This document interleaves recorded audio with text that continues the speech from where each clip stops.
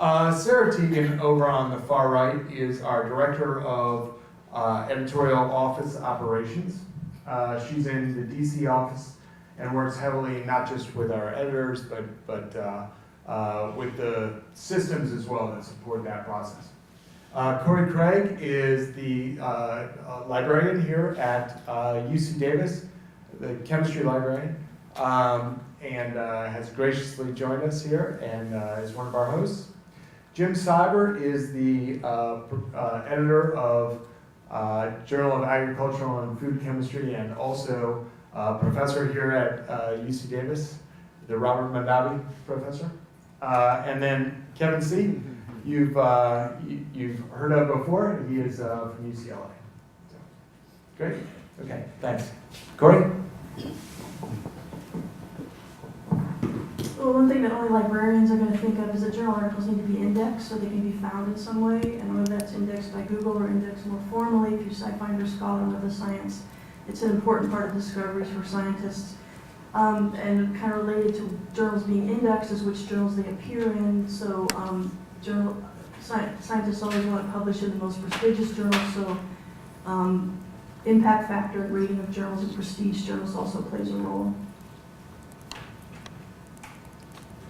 Okay. Anyone else? Jim? Well, I'll just make an introductory comment or two. First, I want to thank ACS for coming. This is really terrific. It's the first time ever, I believe, that you've done that, at least on our campus. And really nice to see so many representatives of various elements of chemistry on the campus. I wanted to thank Sue Ebler, who's in the back of the room, for helping to arrange this.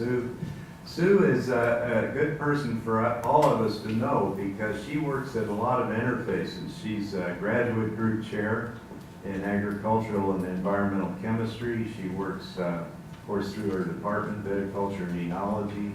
And it's just a reminder that we've got chemistry going on literally all over campus in the chemistry department, obviously, also in vet school, medical school, and college that you're located in right now is a College of Agricultural and Environmental Sciences, so we have lots of good things to tell you about. But I think access is really the key word, and when I became an editor, 15 or so years ago, we were just getting out, it was really at the end of the print era, not total end, but print was clearly on the way out and electronic was coming in. So we've been living a revolution in publishing, and that's why I think this workshop is so timely, because your inputs can still get into the system. We're inventing it as we go along, is the way I look at it as an editor. Absolutely. And things are totally different now. You don't walk over to the library and spend 3 hours looking for an article. Everything's different. So immediacy and access to me is really the hallmark, but I think we can do even more. Any other thoughts from up front? Okay. Corey? Any thoughts? There's a lot that goes on behind the scenes to make linking work. So whether you find your articles through SciFinder or through Google Scholar, there's a lot of work into keeping those links working. And that's clearly an important part of digital access. Okay. Yes. Can you, if you don't mind. Well, I actually can probably speak loud enough that everyone can hear me. If that's all right. Just do repeat it Oh, into the great. microphone and then.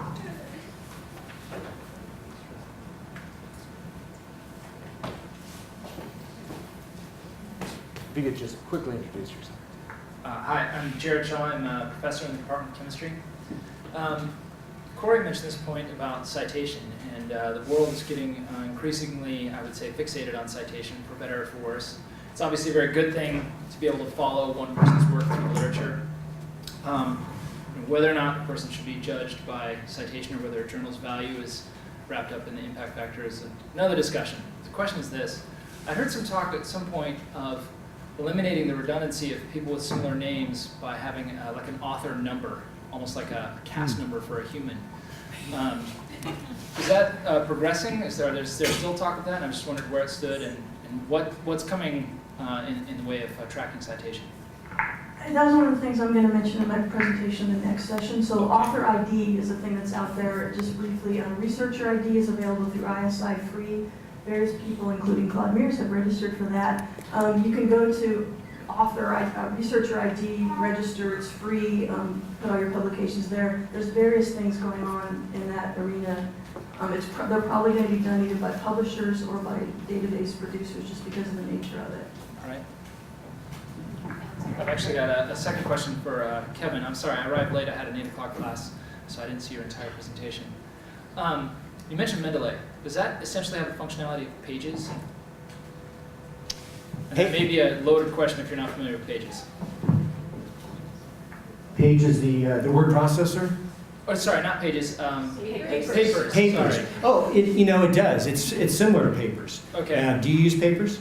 No, so I used EndNote, and it Okay. seemed like Papers seemed interesting, but it didn't have all the functionality of EndNote. EndNote's been trying to get the functionality of Papers, but it's still clunkier. Right. I was just wondering when we're going to have the magic piece of software that has all that functionality. I think there's a new version of Papers. Sorry. I think there's a new version of Papers coming out this week, Papers 2.0, that's going to have some more functionality of Okay. EndNote, like you can cite from within Papers and things like that. Yeah, it sounds like it's going to have maybe a lot of the functionality that you were talking about also in your presentation, but I don't know exactly what. Would you introduce yourself? Oh, my name's Brianna Goodman. I'm a graduate student in the chemistry department. Our Summer Institute made the recommendation because I think we were familiar with all the tools, Papers, EndNote, Mendeley, some others, and we're completely satisfied with any one of them. I was extremely excited about Papers when it first came out, and yet I have had nothing but trouble lately getting it to work either on the iMac or on the iPad. And other people have had more success, but I finally gave up. So I'm hopeful. Maybe the new release will be great. So I guess I don't know, but they're all similar and they all have some functionality. I think in our sort of pie in the sky dream that we proposed last summer was that basically we sit down and figure out what's the ideal functionality and let's make it happen. Any other thoughts? You can move on. Here. Okay, well, let's move on. But in the back of your minds, keep in mind as we start to think about the evolving world of publishing, let's keep track of what we don't want to lose to. And one of those keys, for example, is peer review and the process of peer review. And as things evolve, I think at least our view is that peer review is a critical and fundamental aspect of scholarly communication. But as we start to think broadly in this session, let's challenge assumptions. So let's move on to, okay, so here's the big question that anyone in the publication world struggles with. Who needs articles? We have, there are no CDs. Everybody buys bits of information, not an album, not a whole article, maybe. Everybody downloads off iTunes, right? What is the future of scientific communication? Not just articles, but what's the future of scientists communicating their thoughts, ideas, discoveries with other scientists? Any thoughts? Yeah. Yeah. Sarah and then Corey? Thanks, Steve. I think that the journal, for a while to come, still has a lot of value. I think that the container that we put all of these articles in really serves as a moniker for those people who are using our journals as, this is something that I should be reading. It's a bit of a table of contents, I guess, within your entire reading literature, so that you're not just doing a directed search, that perhaps you're using it to do a bit more browsing. So I'm firmly in favor of the album kind of based content, and I actually still do download albums from iTunes. Yeah, the point I wanted to make, who needs journals? The library buys a lot of journals, not because we like to buy stuff, but because our faculty and grad students ask for it. For me personally, it'd be fine with me if everyone just posted their articles on their web pages, but people post in journals for reasons, and one of them is I'm not a particular fan of impact factor, it's just the way it is, but part of faculty progression and advancement is publishing, and where you publish matters. Because of that, faculty want us to get certain journals, and that's where we get them. So that has, the journal of the past sort of has to be kept in mind when we're talking about the journal of the future. Publishing in journals does provide some key services. It groups stuff together. It gets stuff indexed. It gets you peer review. And those are important factors. And the current situation where we purchase journals, if we forget commercial publishers and talk about society publishers like ACS and RSC, the revenue from that gives you and us things we want. So revenue, ACS can talk about this more than I can, but part of the revenue goes to support conferences that are held twice a year for ACS, which people want and need. And part of the revenue goes, part of the revenue we pay to ACS goes to create SciFinder, another product we want and need. So we don't want those things to go away, but how journals change in the future, I don't know.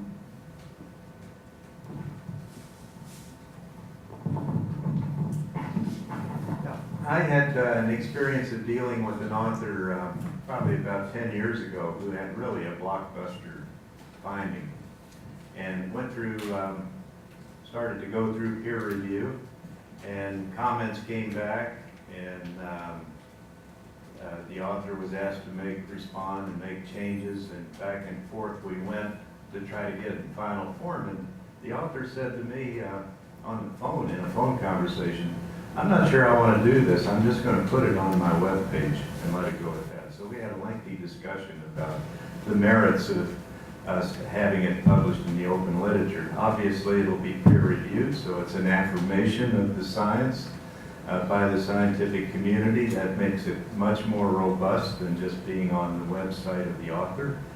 It also puts it out there so everybody can see it. And by everybody, I think we all need to remember that many people look at our journals now, not just scientists that we're communicating with, but also media types that are looking for newsworthy findings.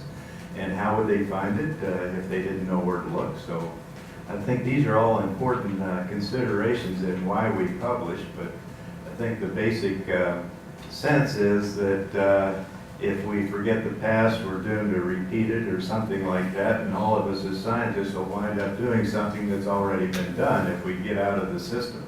So I think the system is good, can be improved, and we're talking about ways to improve it, but I think in general the peer review system is extremely valuable and one that we all need to get behind and support.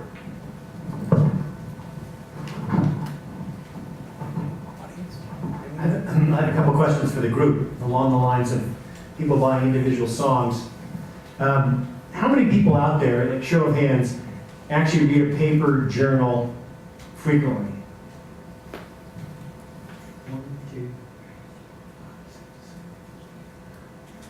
12. Oh, good. Okay. That's a bigger number than I expected. How about just occasionally?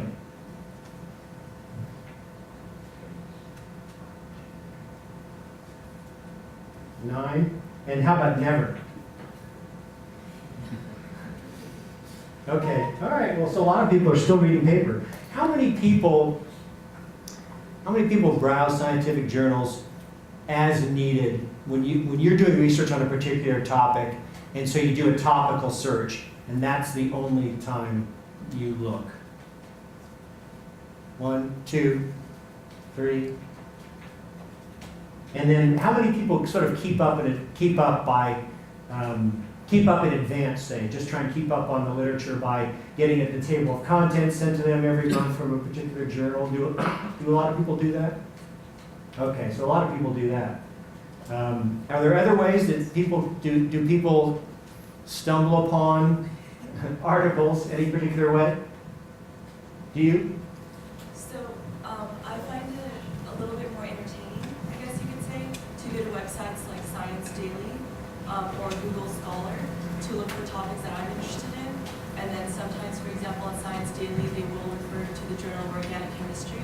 and then I'll refer to that. But I find that sometimes other sites can be a little bit more intriguing to initially start researching a certain topic, then to go directly to ACS. And I'm not sure how that could be implemented into ACS as a whole, but that's something I do and my peers do on a continuous basis. I believe, like, for example, for Science Daily, it gives you a general overview about how cool the science may be, or it directly points out what the discovery is. It's easier to read. I find it's also easier to read for people that I know that aren't even scientists, but they can grasp the major, scientific discovery of what's going on. And I find that that's less intense and something I can do as a leisurely activity, versus when I go to ACS, it's not something I would be doing while, at home watching TV, versus going on Science Daily or Google Scholar for scientific topics I'm interested in is actually kind of fun. Good. It would be great if I could feel the same way about going to the ACS website. So Science Daily or Google Scholar, just for fun. For fun, but it usually leads to whatever, I'm researching information, for example.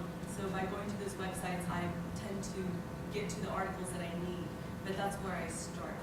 Okay, so you start there and then move on and, and another question, I lost it. Would you introduce yourself too? My name is Handeep Kaur. I'm a graduate student in the chemistry department. Thanks, okay. Here's another comment. We should would get like to- the yeah. mic, yeah. Yeah, this doesn't go terribly far.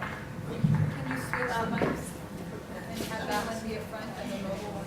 That's not good. Can we do that? All right, innovative idea already. My name is Susan Royalty. I'm a local section member, and just kind of following up on that, I use chemical and engineering news in very much the same way as a kind of general overview of science. I'm a working mom and a full-time employee and a mom of a 3-year-old. I don't have a lot of spare time, and I think you'll find that people use content and browse to different levels depending on what their employer encourages as well. Some people who work, when I was working full-time in a small company, we didn't have a lot of time. We weren't encouraged to spend a lot of our time doing general browsing. It had to be really related to what we were doing in our jobs. So you then become more focused on how you use your general browsing. And I think that influences whether or not you have time to read through a paper journal or spend time on a website looking at general abstracts. Yes. One more, and then we'll move on. I was just going to endorse CNE News too, because the same thing, and endorse it. I was going to endorse CNE News, especially on the iPad application. It's a real nice place to read, just for leisure time activity, and keep up on what's going on. So I was at the ACS meeting and I downloaded the ACS iPhone app and thinking, oh great, I'll add to my app collection. But I have used that a lot, and it has singly transformed my ability to keep up with the literature on the go. If I'm waiting for something, if I'm in the airport, I like the email function to send to my students and email myself as a reminder of a paper that I find. So I think that's something that hasn't been mentioned yet that's extremely useful, because it is about the time component. Even if you set aside time where you want to read the literature once a week, it sometimes doesn't always happen. And by the way, I'm Annalisa Franz, chemistry professor, assistant professor, so I don't have as much time as I'd like. But the other thing I'd like to say is that other websites I've seen for journals, for example, Angewandte Chemie has the keywords, and they will sometimes do these special issues that are not actual issues, but it's taking keywords and putting together topics. And so it's kind of like the best of relating to a topic. So for students searching or for myself searching, it's the way of kind of having this iTunes aspect, in the sense that it tells you what journals or articles might be related, and so it's creating the search for you. And then from there, it might say additional features or additional related topics. So I think that's an excellent feature. To my knowledge, the ACS journals don't have the same keyword features, and that keywording is really important for I think some of the same database and perhaps some of these future ways in which we can connect the articles and search them or link them together before even doing the searches ourselves. Which app was it that you referred to? It's just that, I guess it's ACS. The ACS? ACS Mobile. Right, okay. ACS Mobile, yeah, Mobile, yes. right. And it was the first version that came out, and I haven't noticed any kinks or problems with it at all. It's really good. Yeah. We'll be demoing the mobile at the luncheon, so if you Okay. haven't seen it or heard about it. Yeah, it's great. Great. We'll move on. I'm sure your comment will be relevant. I just want to throw out another thought. Can I Yes. just make one point? Yes. I know, I'm sorry. so I am an editor for chemistry and materials, and actually ACS is doing a lot of, I mean, at least our journal is participating in some of these cross-platform journals that are special topics. So the ACS is doing it. It may not be to the same extent as me, but it is at least happening. I've seen it advertised on these other websites. I wasn't looking for it, it just became apparent. I guess that last topic, it does sound generally that the article as a vessel seems to, and this would certainly be the ACS's position too, but not to come in with too much of a preconception, does seem to have a lot of life, and the discussion was more around discovery, which is great. So along those lines, we publish 38,000 articles a year, and the question is it worth it? Is the avalanche of content improving the quality and speed of your research? Obviously, we have a position on it. We wouldn't be doing it if we didn't think it was, but want to hear from you as well. And that bleeds into how do you manage information overload, and what can journals do to help? So looking forward, 10 years ago, 15 years ago, the challenge was search, and that's really no longer the challenge. The challenge is not finding the information; it's how you consume it. So any thoughts on that challenge and how journals might evolve going forward from the panel? Yeah. Go ahead. To prepare for this, I took a look at the number of journals that Nature has produced. Just the ones starting with Nature, not all the stuff they bought. So in 1869, they started Nature. They had one journal up until 1983, when they had two. And they currently have, I think it's a little under 40. So the curve looks like this. So between 1983 and now, they've got a whole bunch of journals. And it looks like that for a lot of publishers. So there's a lot of stuff going out there. So unfortunately, fortunately or not, it's exciting to make a new journal. There's reasons for it. But the number of journals and the articles looks like that, and library budgets, as you know, look like that. So that's part of the problem that the library has. How do you manage the overload? I'll have to pass on to someone else. I'll just make a fairly brief comment. Most of you realize this, that we've always had review articles. That's one way to put things in perspective and help with the information overload. But increasingly now we ask for something called perspectives, and that's usually written by somebody who's well versed in a particular field who offers a perspective, not a complete literature review, but points out what's important. We've also talked a bit in the Journal of Ag and Food Chemistry, and I know this is done in some of the other ACS journals, of having front matter where you have more general interest articles written about recent findings. I think you'll see more of that as well. So there are some things we can do from the journal end to help with this information overload and kind of put things in perspective. And I'd be interested in any feedback on whether this is useful or how the rest of you feel about those types of perspective articles. Yes, please.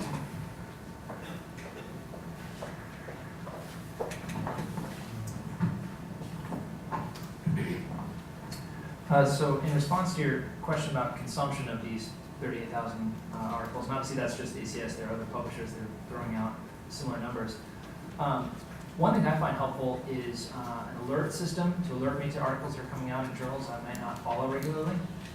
I haven't really signed up for too many ACS alerts because I feel like that's a little bit narrow in that it would just be ACS journals, whereas something like SiteTrack, this free service that's been out of Stanford for a long time, offers abstract searching by words that you want to have flagged across publishers.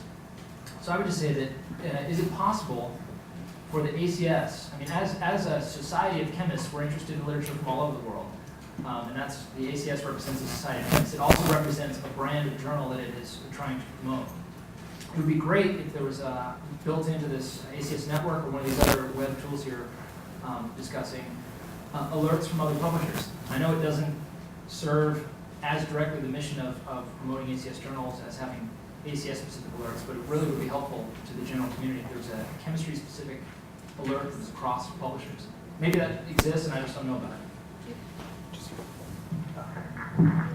I'll just say, that's right. Just a quick comment, and then I'll turn it over to Corey. I'd be remiss as a ACS representative to not mention our sister organization, Chemical Abstract Service, as well. And in many ways, they do that. So the publication side of ACS publishes content that's submitted to us. Chemical Abstract Service was initially launched back in 1907 to do exactly that, really cover the information across journals. We don't have anyone from CAS here today, but certainly the society as a whole, writ large, sees that mission and serves it through CAS. That was my comment, that you get through SciFinder, Web of Science, and others. And I should say, you may have noticed on our website, there's increasing tools that connect the two divisions. There's some features on our website now to launch, for example, search through CAS. So some of these things may evolve over time in terms of increased collaboration, and some tools that you think of as CAS tools may in time also be available through the ACS platform. So based on what you just described, does CAS have a citation alert that I can sign up for? They do, yeah. Okay. So by topic and across all publishers and patents too. Okay.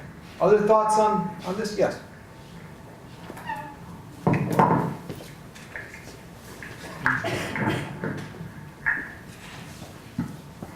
I'm Dorhan Gimbash. I'm a graduate student in the chemistry department. The one thing that I realized, going through the literature is, for example, for Journal of American Chemical Societies, you open as soon as publishable papers, and there's 400 of them on the website, and you have to, scroll through them to find something that you're interested in, so keep up with pretty much the area that you're working on, because it's just impossible to keep up with everything. So I was just thinking that if there was an easy, like a tab version or something on the website that you can, for example, for JAGs, just 4 tabs like organic, inorganic, physical, and analytical. So at least just, generally put them together, so you can just, if you're just working on organic chemistry, so you can just go in that part and then scroll through those ones. For the specialized journals, if you go to Journal of Organic Chemistry, maybe there's going to be like methodology or fundamental organic chemistry. I don't know. If it's just they can be somehow categorized, so it will be a lot easier to search and keep up with the literature. That's what I was just thinking. It's a good idea.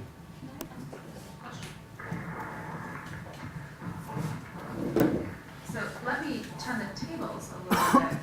So my job is running the guts of our peer review system that guys like Claude and Jim and Sue work with every day.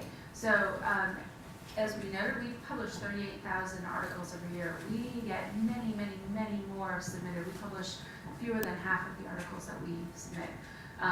We're all scientists. We've all had papers rejected when we submit them. Would it be useful for you to have a system in which you could say, okay, this paper was rejected from JACS, but I'd like to submit it to some other ACS journal? Would it be useful to have a system that made it easy to transfer papers, I guess, between various journals within the ACS stable?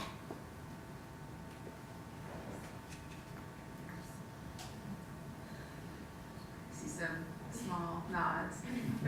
Isn't that already done?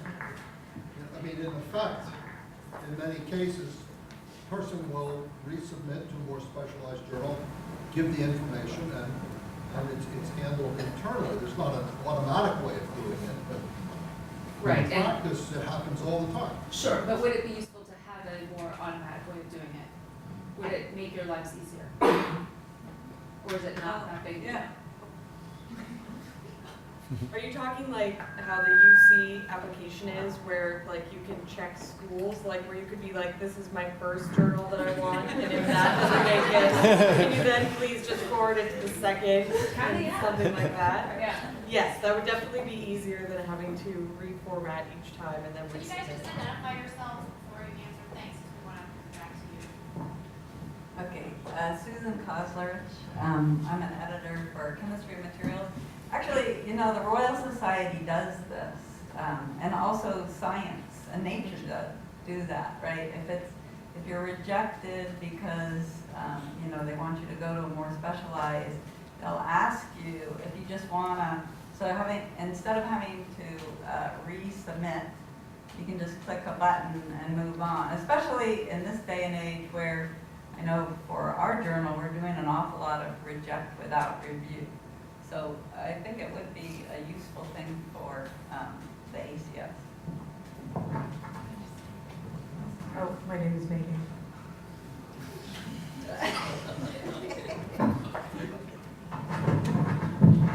Okay, I'm Alan Bausch. I'm a faculty member in chemistry, and I'm an associate editor for inorganic chemistry.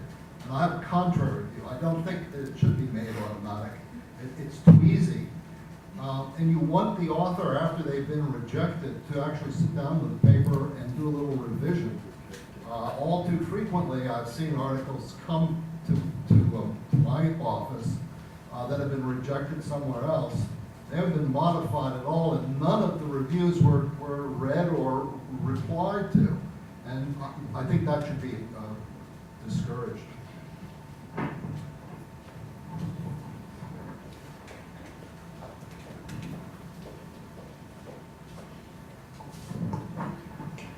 I'm Jackie Gervais-Haig, an associate editor for JOC, and I couldn't agree more with Ellen. You know, it's very common for people to just, actually, with JOC, it's already kind of easy to go between organic letters and a note for JOC. And they're two completely different types of publications, and authors don't even realize that. And so it's extremely time-consuming to have to go through these automatic resubmits. And I think, you know, I think what would be the best is if there was some education up front to people, like students in this audience and young authors, about what is the best for, and I know that there's going to be a workshop on this later on today, but how do you choose the journal that you want to submit your work to, and how to more appropriately choose journals than to just make all this busy work with inappropriately submitting to journals just based upon their impact factor. While we're grabbing the next response, just to broaden a little bit, Sarah led into our next conversation, especially for folks who are early in their publishing career, just kind of running into the walls and the challenges for the first time.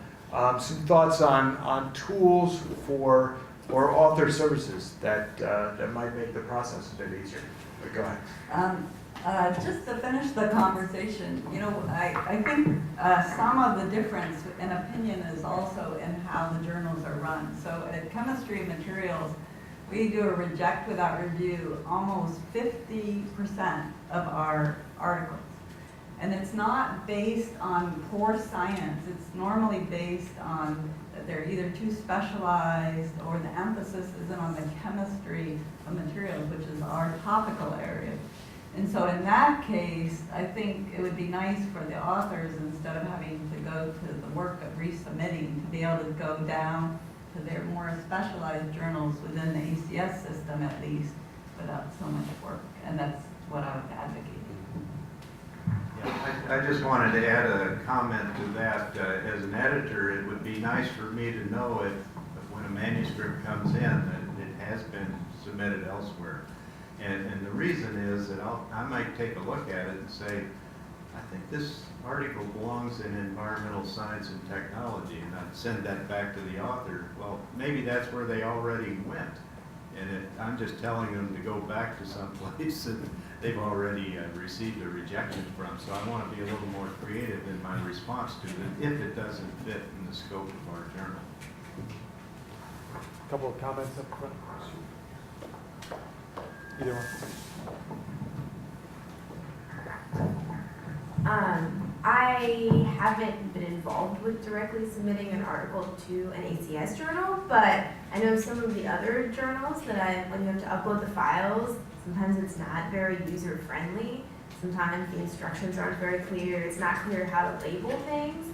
And it ends up taking a lot of time just to get the files, it seems, into the system so that you can submit it.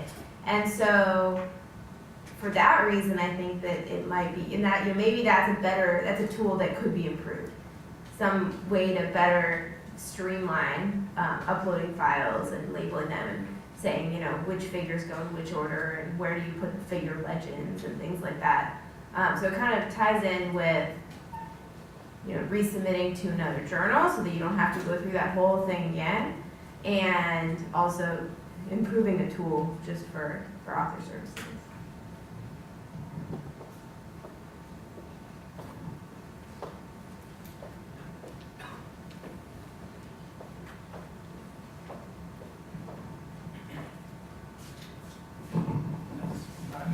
Jared Shaw, assistant professor. Just as a counterpoint to that, the only thing I'll throw out there is that I recently had an experience. I've submitted most of my papers to ACS journals. Another publisher that I've submitted to has a more streamlined process in that you just make one giant PDF and send it all in, so there's no multiple file upload. What I will tell you is that there are journals out there at other publishers that are far more complex and arcane than the ACS, and so even though I thought the ACS multiple file upload took a little bit of time, once I saw how bad the alternative was, I realized the ACS was relatively streamlined, not that there's room for improvement. So I'm not going to mention the name of that in either case. The one thing I will mention that will make things easier both for authors and for reviewers, and I wish was true for every ACS journal, in fact true for every journal on the planet, is the use of a template for the authors. It's important because it makes things easier for the author to put together an article. It also makes review much easier. I've gotten in the habit now, when I get an article from other publishers, and I've done this with the ACS, I don't have to do it as often. If I get a bunch of text, followed by figures 1 through 8, followed by tables 1 through 4, followed by equations 1 through 6, followed by charts 1 through 7, followed by legends for figures 1 through 8, legends for figures, etc. I say I'm not going to review this until it comes back as a template or as with the figures approximated where they're going to go. So I would just put in a plug for templates as something that's easier for the authors, much easier for reviewers. And like I said, ACS Chemical Biology is one I'll just call out that does not use a template. And I've had to send back things and say I would be happy to review this if it's in a template format, but it's not. So I'm afraid I can't do that because it creates work for the reviewers.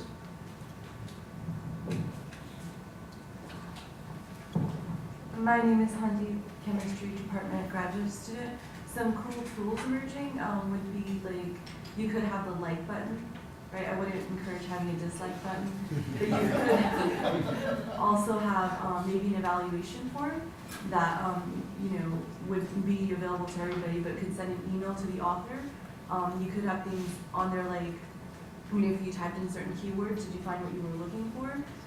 And if they wanted to provide feedback to the author, constructive feedback, and that should be encouraged, then an email could be shot to the author, and that way, they know what sort of thoughts other people have that are looking at their articles. And it'll also make it easier for communication if someone has a question. I know the email is already provided, but if there was just an automatic evaluation form, maybe a helpful or a like button, things like that are things that we see on almost all the websites today. For published articles? I see them on websites or all sorts of different things. I mean, Right, but you're talking about having that for articles that have been published. Right. To turn articles more give? I'm sorry, you had a comment. No? Yeah, I think you could have something where if you like this article, you might also like these articles, right? So that the keywords or other viewers also looked at this article, which would follow the PubMed model database, as well as I think Amazon probably does that too. So it's a way of cross-referencing and trying to bring up articles to your attention that you might not have seen, especially if they were related but not as recently published or published in a different ACS journal. Sure, another comment?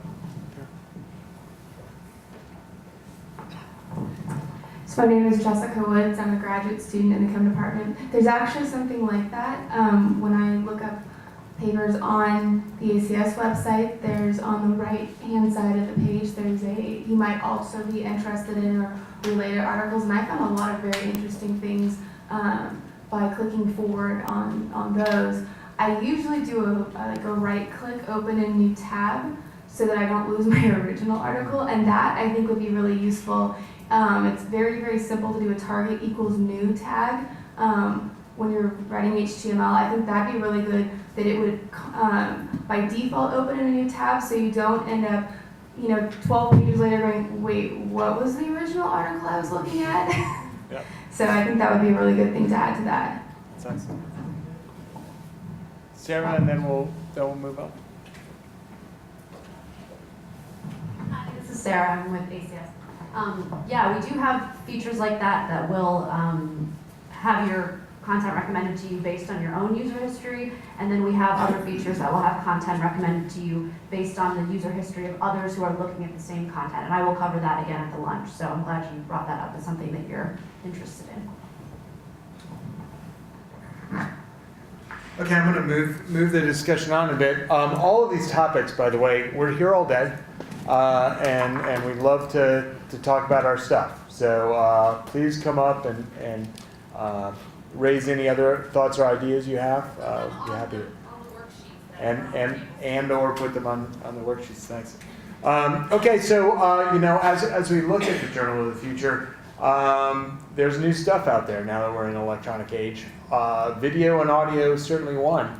So as we look at other media, other ways of communicating, what's the role of these technologies, of these other media in the future of publication? Any thoughts from our panel first? Okay, Sarah's going to jump on this one. I like using audio abstracts or podcasts or the like for listening to things when I'm trying to do other things like cleaning my apartment or I'm on the treadmill or whatever at the gym. It sort of allows me to still ingest content without having to be sitting at my desk and looking at a paper. I use video a little bit less because it seems a little bit less portable for me, but I can certainly see places where video would be really good in demonstrating lots of things. Any thoughts? Yeah.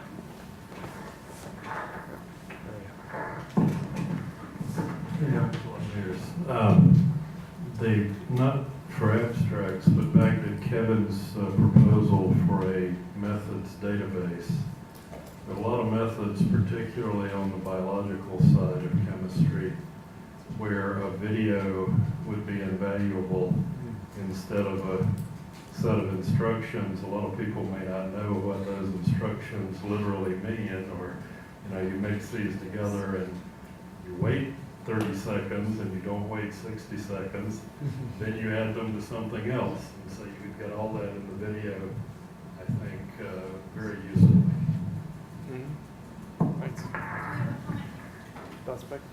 Maybe while you're getting up there, one thing I'm going to talk about That's probably what Corey's going to say. in a minute is CDL has the option of posting digital content and naming it. So you could, I'll talk about this in my slides, but you could give an ID to something like a video, post it on the CDL data repository, and refer to it in your ACS article.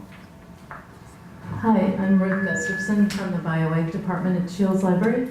And in the biology area, we do have those, the videos. They're components of Springer protocols. They're component of Cold Spring Harbor protocols.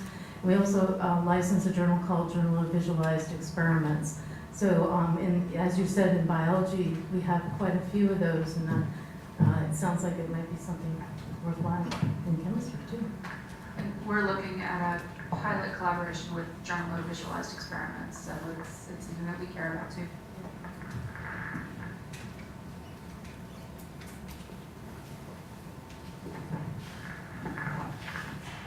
It's Gorkam Gumash, graduate student in the chemistry department. I was just thinking that, it just probably going to take too much time, and I mean, reading an abstract is not that hard. I don't believe that we need a video there. I believe that for some kind of results, for example, if you're claiming you just, I don't know, made a polymer that switches between colors, in shorter time, like 0.5 seconds, and it's hard to, experimentally or spectroscopically prove it. You can just, take a video of it and put it in, so it will be just, easier to convince the reviewers. I mean, it might be just used as a tool for, extra proof in the paper, but I just don't think that it will be important as, in abstract. Okay. Well, I'll just make a comment about video and audio from my point of view as editor of the journal. I see it very useful, as Claude says, for supplementary information, a good place to look for how to do things that can't be easily communicated with words. But I don't see it as something that everybody needs to feel they should use, so it would just be an option for those that are useful. And that's why I'm a little bit worried about I might be flooded with video and audio that I don't really need. I can tell, usually from the written word, whether this is a good manuscript for the journal. So I'm kind of on the fence about it. I think selectively used, it could be very effective.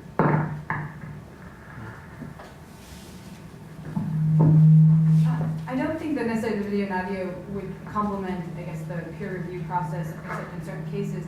But I think you could consider it after a paper's been selected, if it's a hot paper or a specific topic, a certain video abstract might be a way of attracting attention to that and facilitating in general the publicity of chemistry, because I think we've discussed the Science Daily type of news site.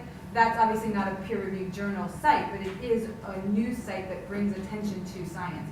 So you can envision an ACS Daily or something that also had highlights to chemistry. And while that would maybe overlap between the ACS mission and then the journal mission, it would certainly be useful in terms of just bringing attention to all of the chemistry publications that are out there and highlighting key publications.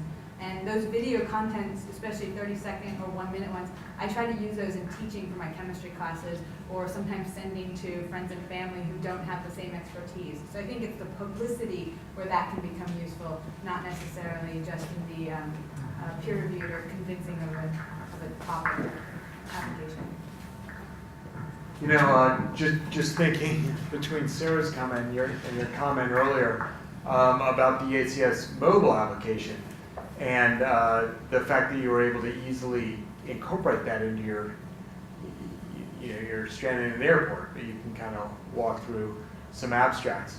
An analog to that is an audio abstract that you can literally, while you're at the gym, on your iPhone.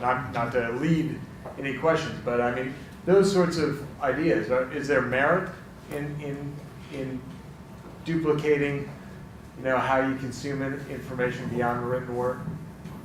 So, yeah. Another comment from the back. As soon as you mentioned video audio, I just remembered the Nobel laureate videos and audios and speeches that they have available on the Royal Swedish Academy, and I know those are things that I read or I listen to while I'm on the go. So I find it really entertaining, especially if the topics are specialized or it's a special edition. So that's all I want to say.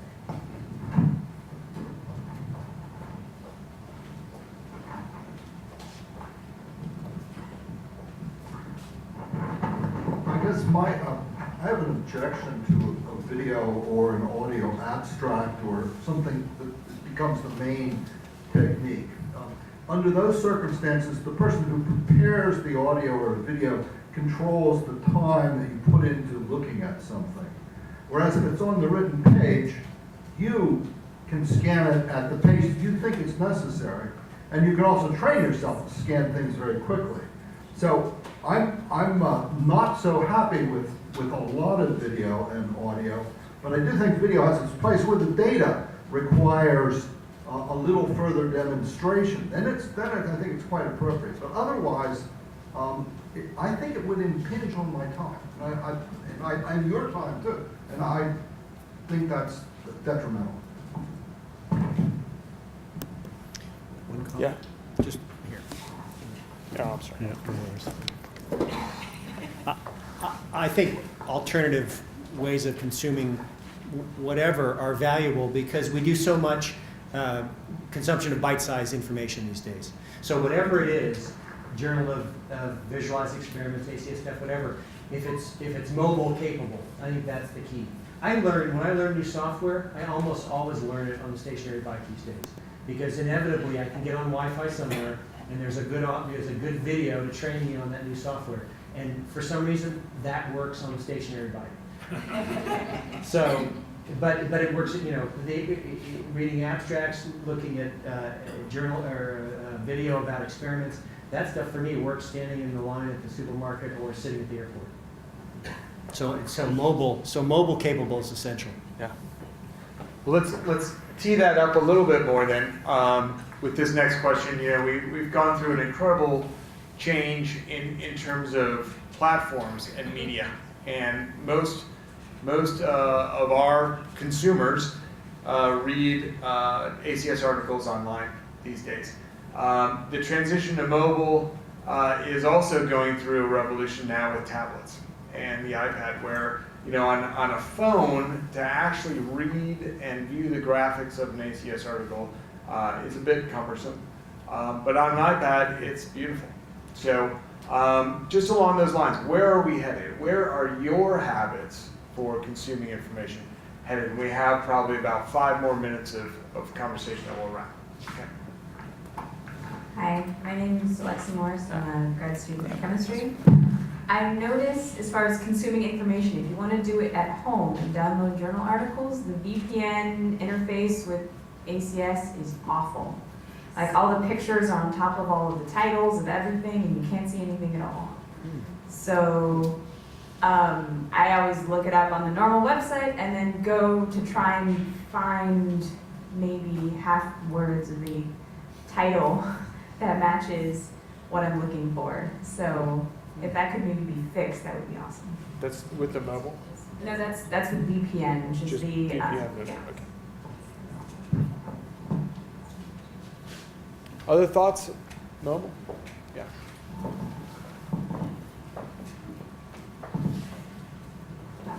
Hi, my name is Joseph Padillo. I'm a chemistry graduate student. And I was just thinking it'd be really nice to have like my own account. If I could log in, maybe enter an email address, a password, and then search journals from home.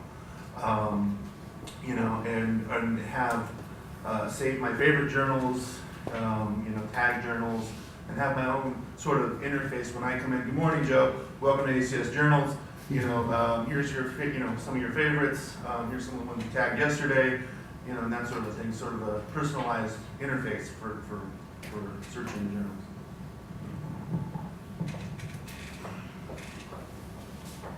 Is there currently something like that? I'm sorry, I was in a We discussion. do have that. I'm so pleased to tell you. We do have that functionality. It's not quite a, hello, Joseph, how was your breakfast? But it's getting there, hopefully. And again, I'll demo that at the lunch. So come back and have lunch with us, and I'll walk you through that. Yeah.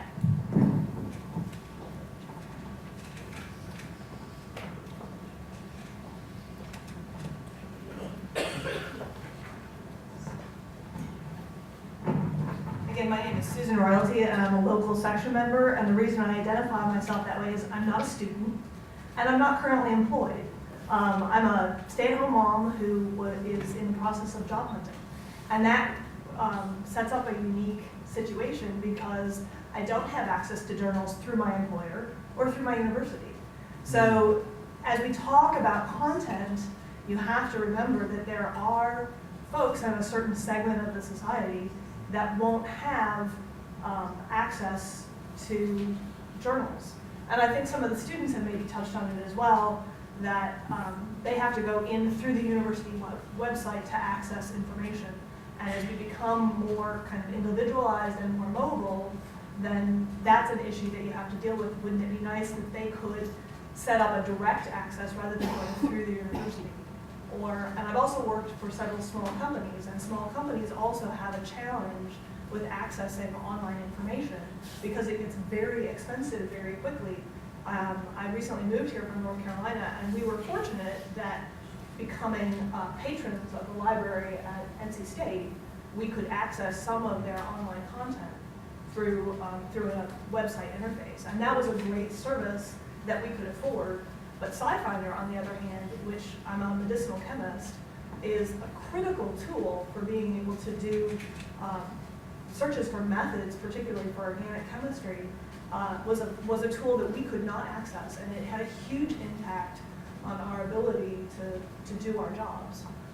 So costs become very important in those situations.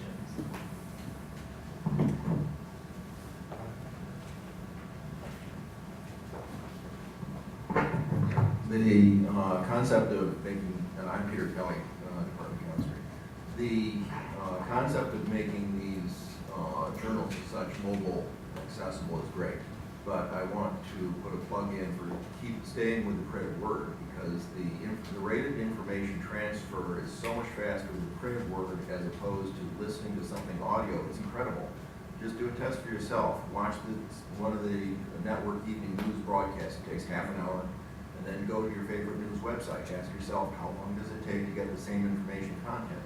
For me, it's about 5 or 10 minutes, as opposed to half an hour watching the tube. So the printed word is so much more efficient at information transfer. And for the same reasons that was discussed earlier, you can discriminate. You can choose where to spend your time, as opposed to listening to some audio feed, and you're kind of always waiting. Okay, when are you going to get to the point here?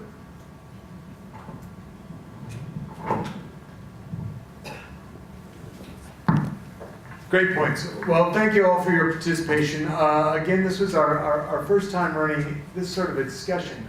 So please fill out the questions if you can on your information sheet. And I'd also encourage you, if there are provocative questions or issues that you wish we'd covered here, write those down at the bottom and give us some insight. And thinking really about our mission really is to serve you and the ability for scientists to communicate with each other. That's kind of what the underpinnings of everything we do. So if there's things looking forward that would impact that, tee those up for us, please. Okay, so we'll take about 15 minutes of break. I want to thank again our panelists for leading the discussion. And then we'll get into the basics and ethics of scholarly publishing with two of our editors and Dr. Keegan, Corey's colleague. So please join us back here in about 15 minutes.